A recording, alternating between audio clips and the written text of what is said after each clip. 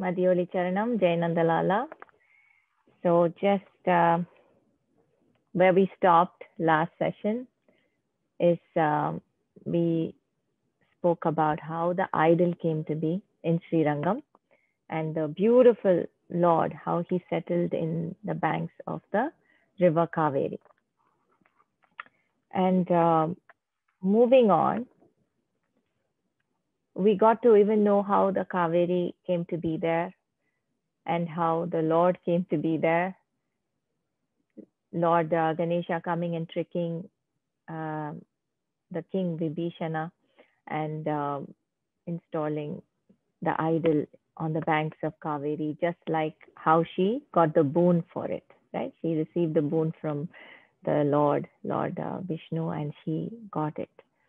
And everything just seemed to be after all that penance that each and every one did to receive it. Now, in the end of the day, King Vibhishana was the one who was very upset. He was not very happy by the outcome. Obviously, the idol was snatched away from him and placed it there. The idol that was given by his Lord, Rama, that he was supposed to take with him to Lanka, just didn't happen. It got installed there halfway. So he was not very happy. So the Lord came and he consoled him, saying, "Don't worry, I will make sure that my head is turned towards Lanka." That is why the Lord's eyes are always looking towards the south and towards Lanka, always. So that is what he promised, and he has kept his word. His head is always turned to the south, towards Vibhishana, towards his Priya, beloved Bhakta. Now that was enough. Vibhishana was very happy to hear that the Lord's sight was on him, and with full gratitude and happiness, he left to Lanka. Now, this was in Treta Yugam, right? And then Dwapara Yugam happened. And then, of course, every Yugam happens after a Pralayam, right? One Pralayam happens and then the Yugam starts, the next Yugam. So the same way Pralayam happened before Kali Yugam also. Dwapara Yugam, then Kali Yugam, which is where we are now. This is Kali Yugam. And the beginning of Kali Yugam, there was a king who went hunting. There's a scene, right? Just picture this. A king is hunting and he takes us a little rest under a tree. After all the hunting, he sits under a tree. When there's a parrot on top, perched on the branch of this tree, and this parrot keeps saying, "There is Rangavimanam below you. You are lying above the Rangavimanam." The parrot keeps saying, "What is this? What is this parrot blabbering?" Is like saying something. He doesn't take it seriously. The king is like, "You're lying on Lord Vishnu." So he keeps saying all this. Obviously, out of the blue, if a parrot says that, I don't blame the king. I don't blame him, but he just doesn't take it so seriously. So he just goes to the palace, but it is in his back of his mind. He's like having this thing, okay, what is the parrot saying? Why is he saying that? So he goes back to the palace and then he has a dream. Of course, the Lord tried to tell him through the parrot. It didn't work. So he comes in his dream and he tells him that I am there. Wherever you are lying, I will be found underneath that ground. So what had happened during the Pralayam is Kaveri got flooded and everything got underground.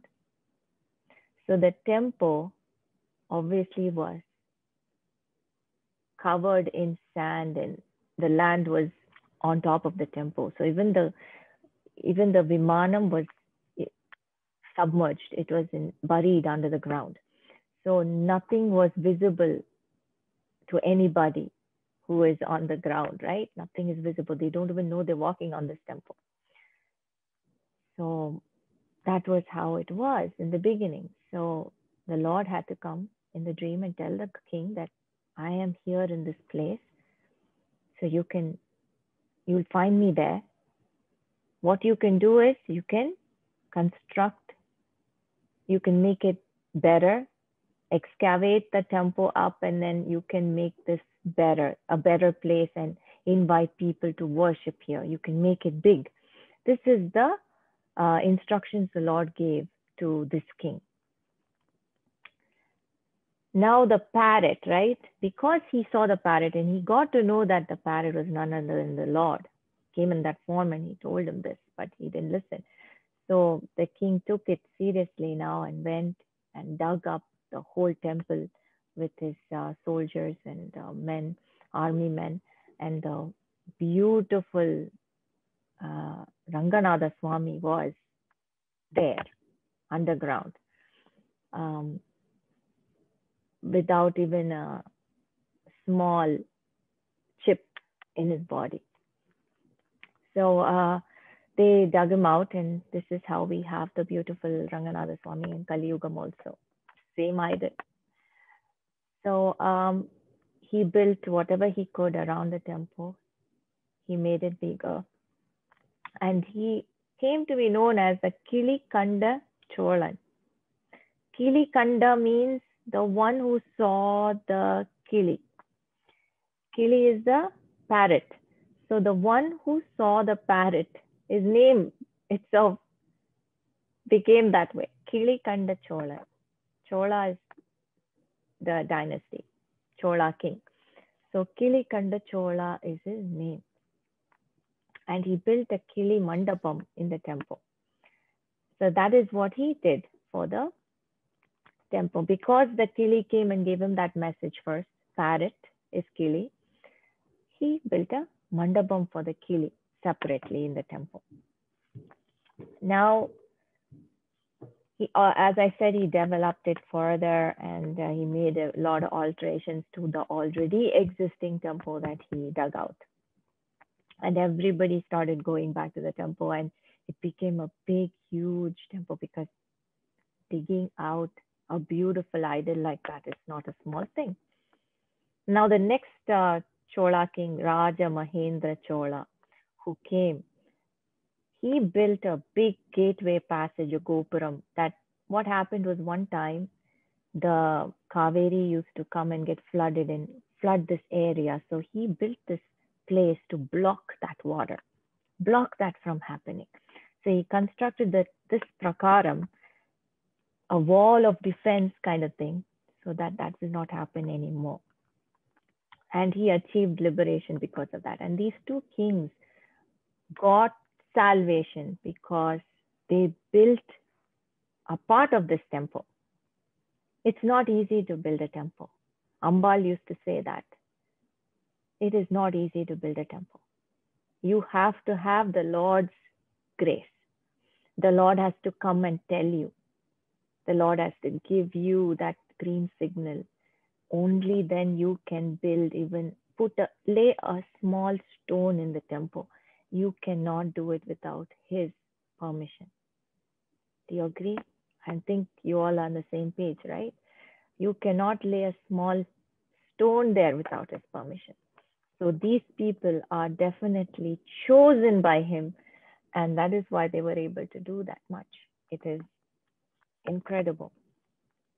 Now we know the invasion happens during the Mughal Empire, that is in the 13th century. A lot of Mughals come in and they mess up the whole place. They destroy a lot of structures. They do a lot, and they do a lot of destruction, which again later kings came and repaired all that and built it all back for us. And today still the temple stands beautiful and strong because the Lord wants to be there for us. It is still there. So that is the most beautiful thing, that in the end, truth wins. In the end, right? Nobody can destroy truth. Now, about the Srirangam temple, a little more deeper into the temple. Now, the temple is a Swayambhu Kshetram. That is what the Vaishnavas believe. And we all know, yes, don't you all agree? It is a Swayambhu Kshetram because it is given to by the Lord himself to Brahma, and that is how we got it in the end. Through all those ages and yugams of devotees worshipping this beautiful idol, from great the Brahma, the Suryan, the Lord Surya and his descendants, to Lord Rama, right? And then we get it. So it's not a small ordinary idol. So whenever you go to Srirangam and look at that Lord, you should know that we are so blessed to even have a glance of him, even if it is for a 1 second, whatever. It is a big blessing. Now the temple has 7 prakarams, rectangular enclosures. It's called prakarams around the sanctum. Usually those are called prakarams. Now this temple has 7 of them. It's not a small one. These are tall, massive walls. You can imagine, with granite stones. It's not easy to build it. And these are enclosures. So they have 7 of them. 21 Gopurams. Just imagine one temple having 21 Gopurams. Now, all the Gopurams are named after the king who built it. Okay, it's very easy. It's made easy. They have given their signature under the Gopuram. It's a good thing. We all should know, right? It's history. So the Raja Gopuram is 236 feet high and 13 storied. The largest Gopuram in Asia. That's something. Now, Sri Krishnadeva constructed it. This Rajagopuram was constructed by Krishnadeva. Now, there is a Swamigal, Jiyar Swamigal from the Jiyar Ahobila Mutt, who got it completed in 1987. He completed this Gopuram. Now, all the other Gopurams were built during the 14th or to the 17th century by various kings, dynasties like Cholas, Cheras, Pandyas, Hoysalas, Vijayanagaras, Nayakas of Madurai. All of them had a hand in it. So one thing which we have to remember is not one king came in and felt, oh, this is not nice, I'm going to destroy it and make my own. No, everybody kept what was there before they came intact to make something new added on. You know, they did not destroy what was there to make it better. They did not try to update it. They did not touch what was already there, but made it better as they went out. That is why we have a huge complex, because so many various kings came and gave their little bit to it. And that is why we have different inscriptions, different styles. In the same complex, we'll see different styles of the king and their dynasty and their rule. It's beautiful. The architecture itself in that same complex will be so different. Their style is very different. Because Cholas have their own style, Pandyas have their own style, Cheras have their own style, and everything is intact. So that is a big thing. Because kings are all about ego, right? But when it came to the temple, they left that ego because, like I said, you need the God's grace to even put a small stone there. So when they came there, they left their ego and they built it for us. And we have this beautiful architectural wonder that we can enjoy. And, you know, it's like a big, it's a pride. It's our pride, right?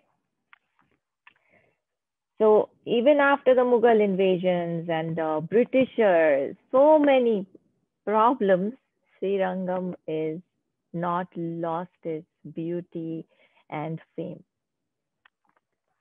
Now we'll go by each prakaram. Seventh prakaram. I told you we have 7 prakarams in this temple. Prakarams are the walls, enclosures that each sanctum is surrounded by. Now, 7th prakaram is called the Kali Yuga Raman Tiruvide. So this prakaram is unfinished and it is called the Raya Gopuram. And there's a small temple of Andal here. And this temple is built by a Chola king in the Chola style. And there is a Chitra street over here. And there's lots of rows and rows of shops. Whoever go to Srirangam will not miss this because we all pass by this rows of shops. You know, it's like it keeps going. When you walk to the temple, it seems like it's a never-ending walk. It's so beautiful, but you will not know that it is so long. You will not feel the length because, at least for me, I just kept walking and I did not feel it was so far away because it is a long walk, but you just don't feel it. It's such a beautiful walk. So many that buzzing sound and you'll be thinking about this Lord in his Ananda Shayanam most of the time. When will I have my glance on him? It's a beautiful walk anyway. 6th prakaram is the Tiruvikraman prakaram, and the inscriptions here are from the 13th century, and the chariots of the Lord, all the chariots are placed in this prakaram. If you go there, you'll see the chariots over there, and this is the chariots in which the Utsava Murti is taken for a nice stroll, during the Brahmotsavam and all that. Now, the 5th prakaram, Akala Lankan Tiruvidi. So this is the Ranga Vilasa Mandapam. This is where the Vaikuntha Ekadashi takes place. And the temple of Andal is here, Lord Venugopal is here, and Sri Sudarshana Chakkaratalvar is here. And the Ramanujacharya, remember that famous Ramanujacharya's, the body is preserved. That is also here in the 5th prakaram. And the Ranganayagi Nachiyar is also here. And there are 1,000-pillared mandapam. That is another attraction in this temple, which is a magnificent wonder. And that is also here in this prakaram. And also another beauty of this prakaram is there is a white Gopuram that is in this prakaram, known as the Vellai Gopuram. Vellai is white. Now, there is a story behind this. During the Mughal, when they came to attack these temples, they invaded the temples. All these devotees put their life for the Lord. They put their life in hand for the Lord, in the line for the Lord. They did not care for their lives. They did not care for anything. They just came and stood in the line of fire. And one of them was this dancer. She was the court dancer. She used to dance for the king in the court, the entertainment people. There are people to entertain. And she was one of the dancers in the king's court. And her name became Vellai Ammal. But I'll tell you how. Now, when the Mughals came, they knew that the Lord, the Utsava Murti has to be saved somehow. Otherwise, the Utsava Murti is the most beautiful idol. So they somehow had to save the Utsava Murti. So she they gave it to one of the acharyas, and the acharya started, walking towards Madurai with the Uttavamurti in his hand. Now, when the Mughals came in, this dancer, this Vellayammal, she seduces him and she takes him on top of the tower. And just to buy time so that this Acharya can escape with the idol. She's buying time. So she takes him up to the tower of this Gopuram and she pushes him from there. Now, obviously, she knows that he's the main, the main soldier. So obviously, all other soldiers know that the main soldier is dead. He fell off the Gopuram and they were looking up. So she has no way to escape. So she takes the Lord's name and jumps off the Gopuram too. So because if they get a hand on her, they're not going to leave her. They're going to torture her. So she jumps. This is why they honor her by naming this Gopuram and painting it white. Vellai Ammal. So Vellai Gopuram is her. And for her, they have just set that Gopuram in her name after this incident. Her name was Vellayammal and they painted the Gopuram Vellai. So if you see a Vellai Gopuram in Srirangam, you know now why. Now that is a beauty of all the devotees. They all have a beautiful story behind it. When you go to the temple, you will come to know about all these people who have sacrificed for the well-being. I mean, for us, right? If the temple were given away so easily, then we wouldn't have that idol so easily. It's another story where they built a wall, an artificial wall, to block the main Sannidhi. So by the time the main door was shut, now to get into the main door, it takes a while to break the door. So they had time to build this artificial wall blocking the main idol. So even when the invaders came in, they thought of it as a wall and they could not get into the main Sannidhi. That is how the Lord was protected. We may say protected, but he wanted to remain there, right? Only what he wants will happen. He made them build that wall and he made himself available for us later. So this is how I interpret it. And that's the truth, obviously, right? Whatever he wants happens. So nobody could touch him.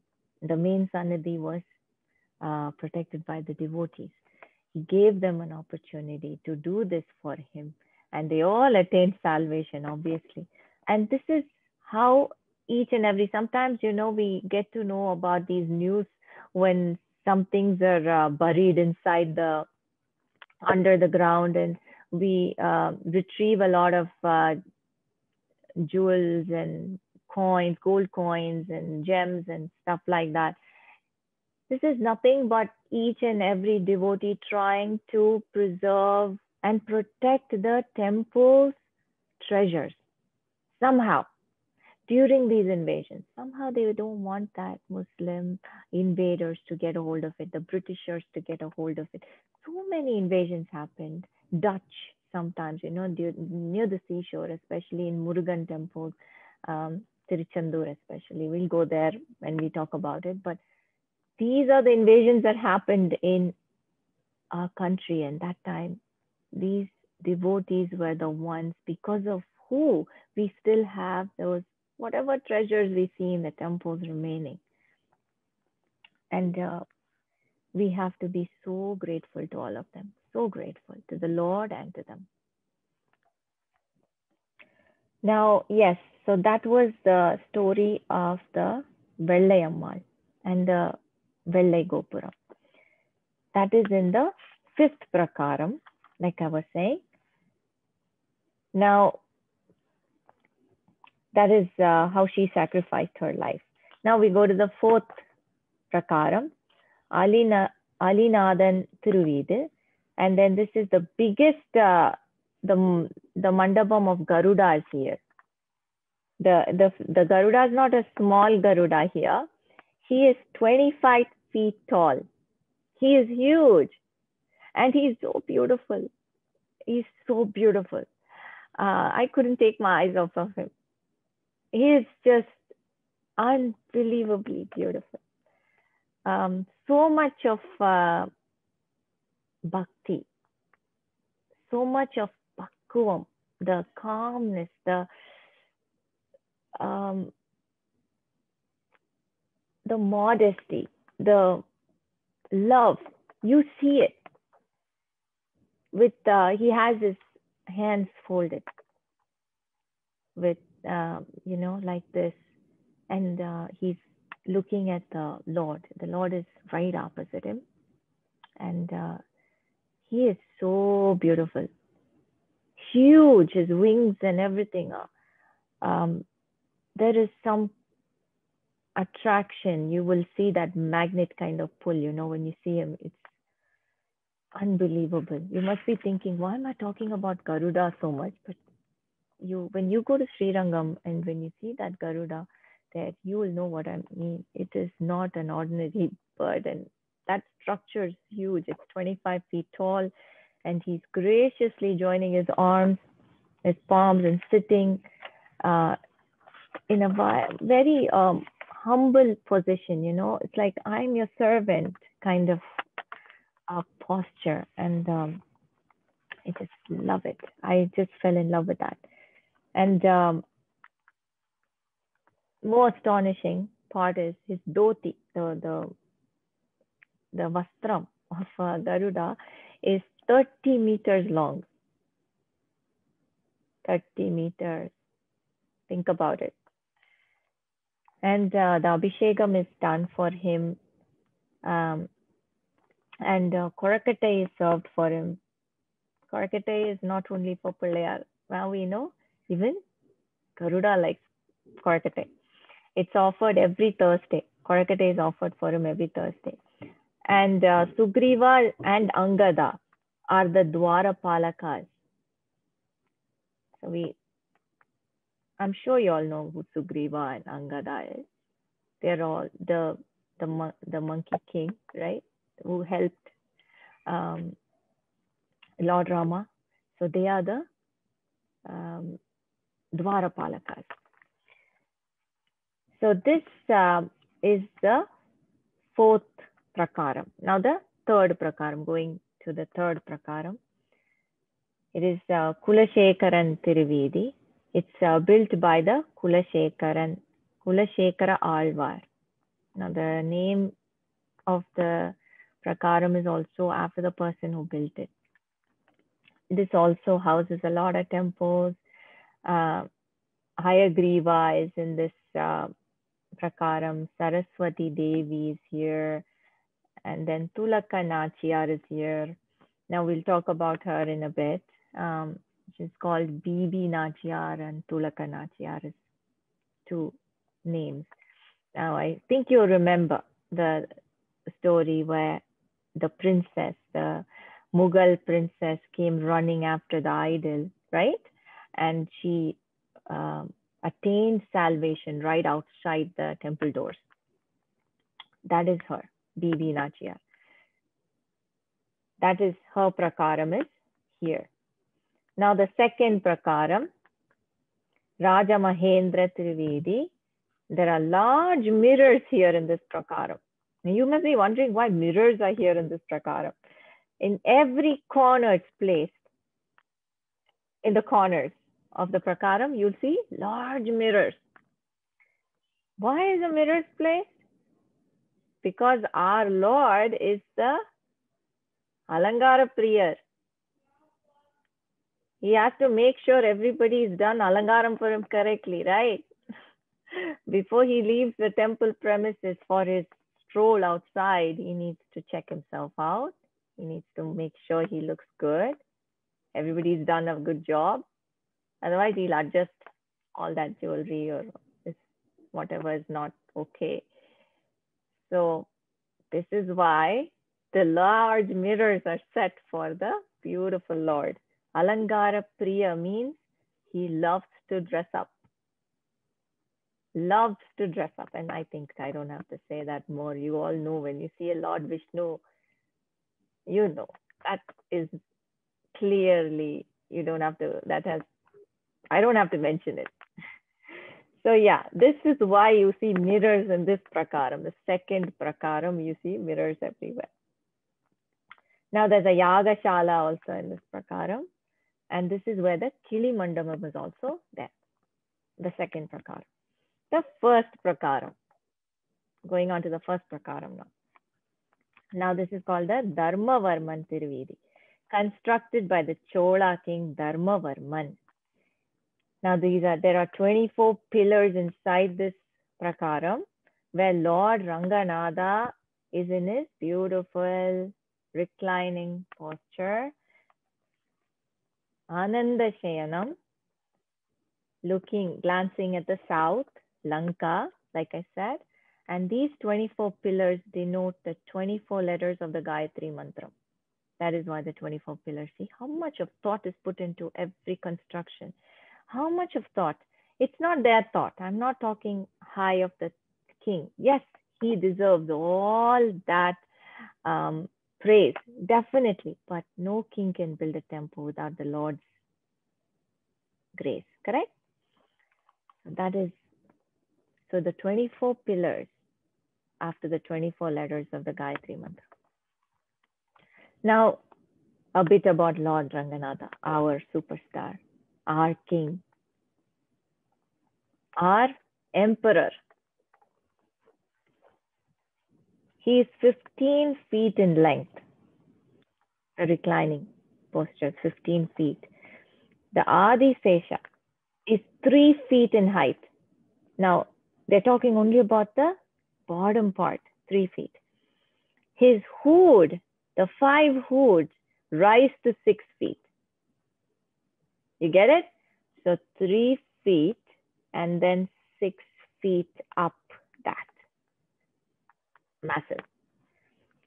So the Srirangam image is a Yoga Shayana Murti. So that means what? Yoga Shayanam, and this is prayed to, worshipped by the yogis. Eyes are half open, Yoga Nidra. Eyes are half open. He's not sleeping. He's in Yoga Nidra. That is the meditative mode. But at the same time, he knows exactly what is going on everywhere. He's not in deep meditation that he has no clue what is happening. He knows. Head is towards the west and the leg extends to the east. And the Lord's eyes are to the south. Now there is, just picture that. I mean, it's easy for me because I've seen the Lord in Srirangam. And it's easy for me to just close my eyes and picture that beautiful, beautiful idol, that beautiful posture, and that Lord, Adisesha, everything is just beautiful. I hope you got a few seconds to close your eyes and picture that as I was talking about him. Moving on to the Gorata Mule. This is where the Goshala was once maintained. The cattle shed, in other words. Goshala is cattle shed. And when Ramanujacharya was there, he used to maintain this cattle shed and made sure that fresh milk, cow's milk, would be available for the Lord for his Abhishekam. Now, those who think that the cow's milk, oh my God, so much milk is wasted. Do you know what? The cow releases her milk only for the Lord. Remember that. We all come, we don't even come in the list. We are snatching the milk from the cow. Whereas the cow releases her milk only for the Lord. So when people say you waste milk doing Abhishekam, the cow says, no, I'm giving it to him, myself, My milk is only for him. Who are we to say that?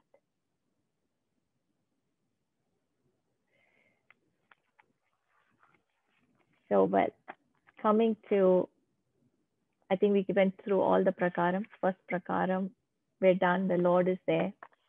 And the whole temple is spread over 155 acres. It's one of the largest temples in the whole world, actually.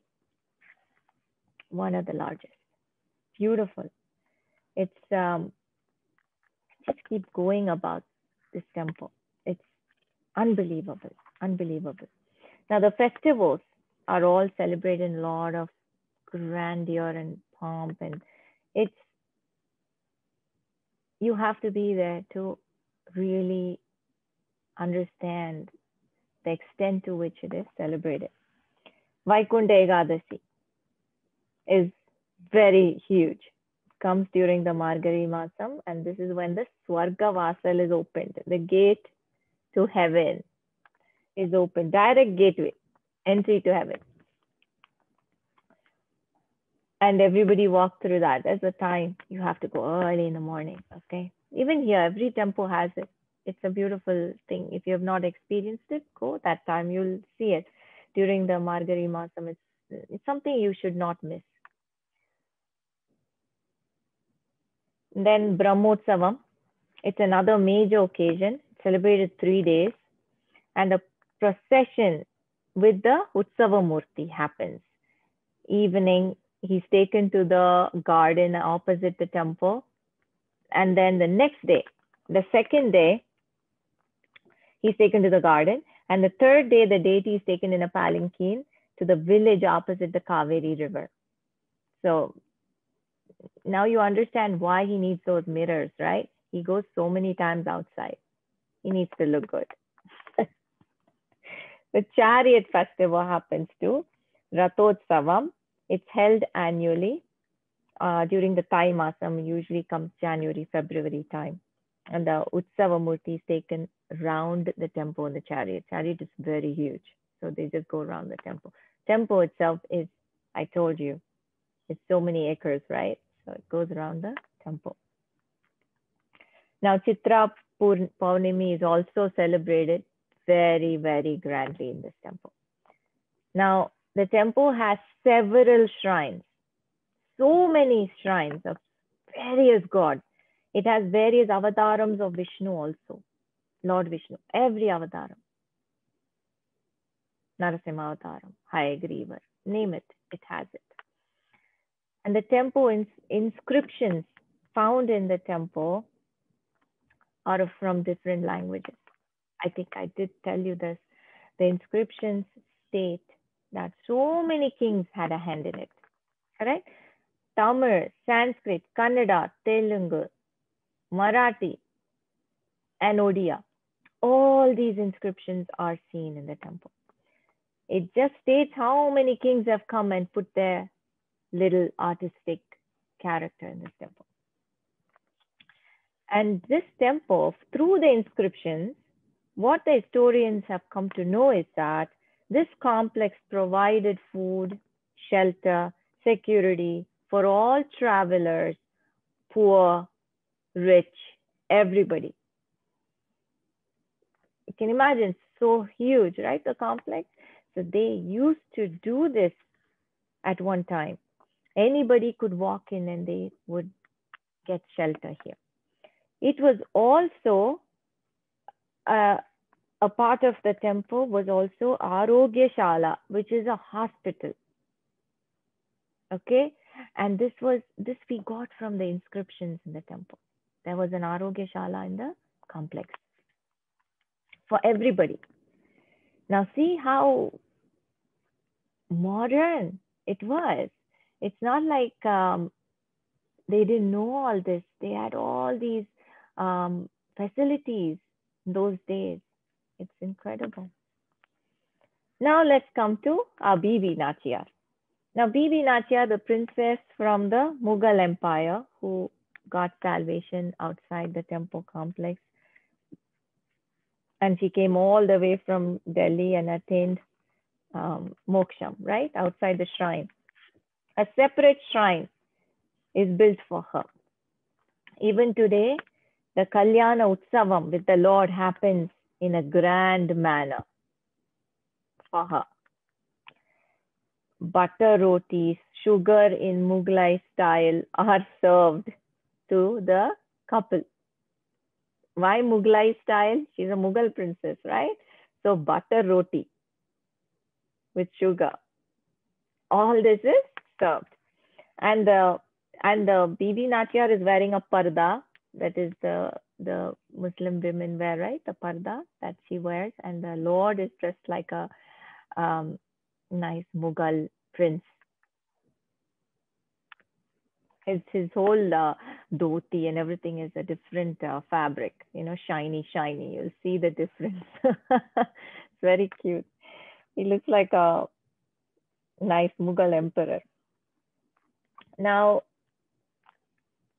coming to the teachings of Ramanujacharya, remember I was telling you we'll go over that.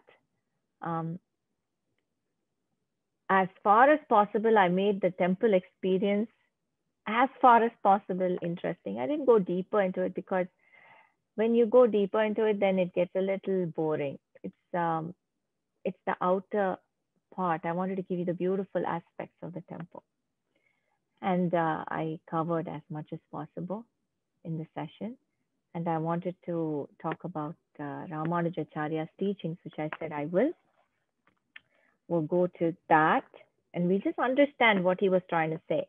It's very simple. What his principles were very simple. Adi Shankara needs us to get to that stage to understand what Adi Shankara is saying. He's also saying the same thing, but the way he says, you need to have that mind. It's high philosophy, like people would say. We're not there yet.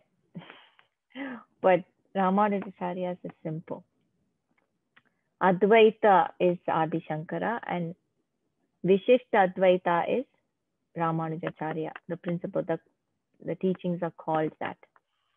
Now Adi Shankara believes the Lord is here. Lord is one with us. We both are one. There's no difference between us and him. We're all one. Ramanujacharya thinks that the Lord is, we both are not one. We are a soul and he's the Lord. And we have to attain him. So when we say that we're here because of our karmas, that is what Ramanujacharya says. We are here because we have to go through our karmas. And we attain moksha. When we are finished with all our karmas, we attain moksha, is what Ramanujacharya says. Adi Shankara says you can attain moksha right here, right now. And how? After all, the Lord is here. If we switch off all that negatives, we are in the moksham stage. According to him, you can be in that stage without even leaving the body. You can be in that beautiful, blissful state, joy, happiness, without even leaving your body, he says. I understand what he's saying. He's right. He is right. And Ramanujacharya is also right. Do you see how similar they are? It's like one who has left everything, all the material stuff and all the glories of it, all the interests, desires. They attain moksha right here, right now. Moksha is what? Feeling nothing, the state of bliss, one with Lord, one with the God. Adi Shankara is correct. You can attain that. You don't have to wait for your body to be left here in the soul to reach God. You can attain it right here in this world, is what Adi Shankara said. It's high level philosophy, which nobody will understand. I understand that. But even I didn't understand it. If I had read this maybe 6 years ago, I would have not understood that part. But now, trust me, I do, because now I'm very happy. So I understand what he's saying. This is moksham only. When you don't worry, when you don't have any problems, when you don't have anything that will hit you to make you sad, to make you worry, to make you tense, what is the state of moksha? That only. That is what Adi Shankara is saying. Ramanujacharya says, Vaikuntham is the place, moksha. That is also correct. Nothing is wrong. According to me, both are correct. But I'm just telling you for an idea, for educating us, for knowledge, I'm giving you their teaching. So you understand that both are saying the same thing in a way. Now, Adi Shankara says the world is real until knowledge dawns. To a realized soul, the world is unreal.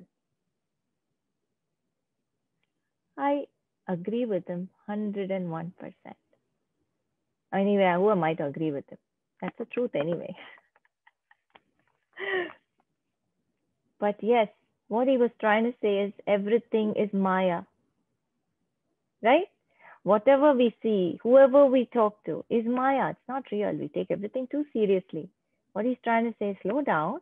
Don't take everything so seriously. Just do your duty and it'll come by. It'll all work out. Is what Adi Shankara is saying. Now Ramanujacharya says, world is real and the connection with the Supreme is also real. So he says the world is real. The world is there to teach us lessons. Everything that we go through is needed for us. And we have to take it seriously. Isn't that true too? That is true too. I agree with that also. Every incident, we have to think. We have to learn from it. There is a lesson, there's a message in everything. So he says the world is real. And the connection with the Supreme is also real. Now, Adi Shankara says the soul merges with the Brahman, okay, through self. So like I said, he believes that the God is here, right, in us. So the soul merges with the Brahman, he said, merges with the Lord, the Brahman. And you realize, you attain bliss. Now, the Sri Ramanujacharya says the final destination of the soul is Vaikuntham. Like I said, his final destination is Vaikuntham. And this is attained through devotion and self-sacrifice, is what Sri Ramanujacharya says. Now, Adi Shankara says the pleasure or pain is a result of avidya, is no knowledge. When knowledge is attained, one merges in the ocean of bliss, is what Adi Shankara says. This is correct, right? When you have knowledge, you attain bliss.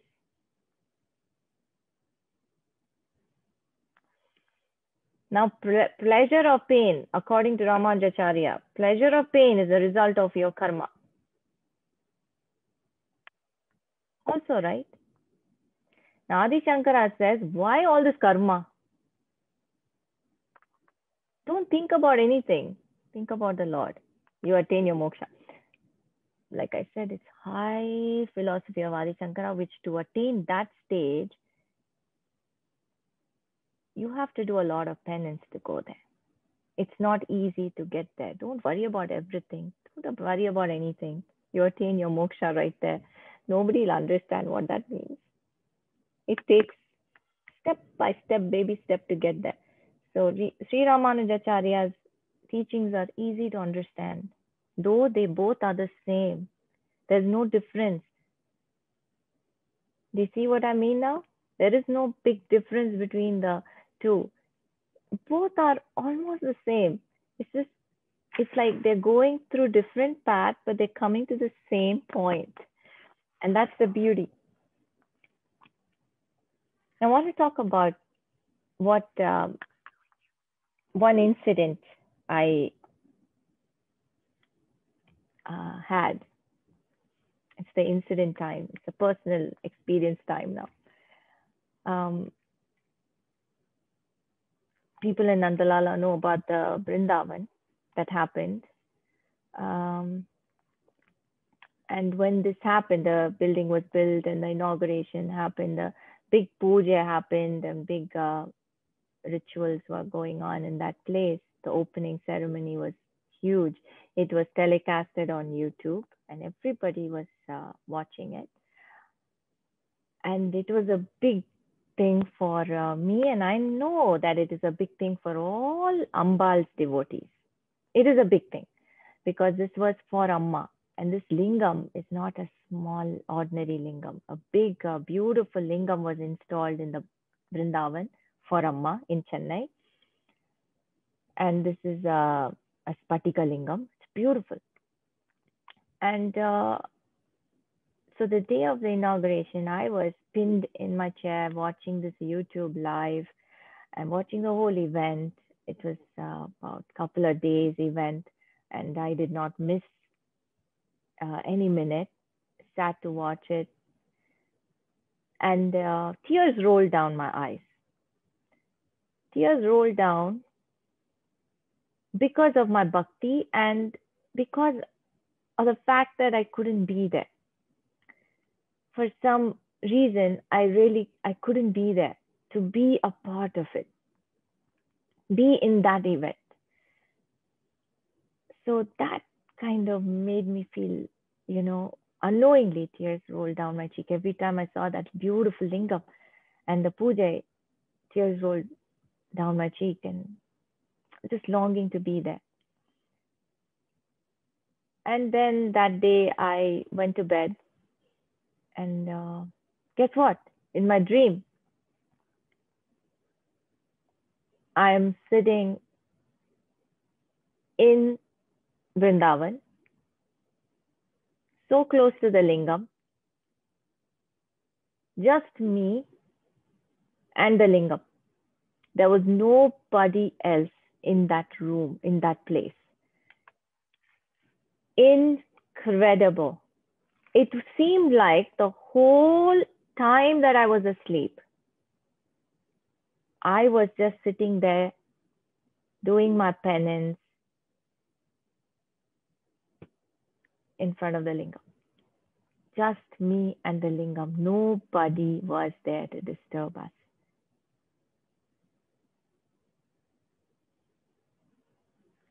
The point I'm trying to make is that previous night, I was feeling so down that I couldn't be there in person. That same night, she took me there in person. She placed me there so that I could have the whole time. It seemed never ending. It seemed for a very long time. I just sat there and I was so happy, content. No words. I'm speechless because she's capable of doing it. Anything with bhakti, right? You ask, will be granted. After all, I asked her, I couldn't be there. You tied my hands, you tied my feet. But we're only looking at our physical self, right? She took me there. She took me there in a different way and placed me there alone without anybody else. Probably the first person to go and meditate in that Vrindavan. Nobody knows was me. Nobody knows this. First person to go and meditate in Vrindavan was me. because of the kindness of the Lord, Lord Shiva and my Amma Parvati. Otherwise, I wouldn't have got it. And that is a very touching thing that happened. I wanted to share with you. Thank you. Madhiyoli Charanam, Jai Nandalala.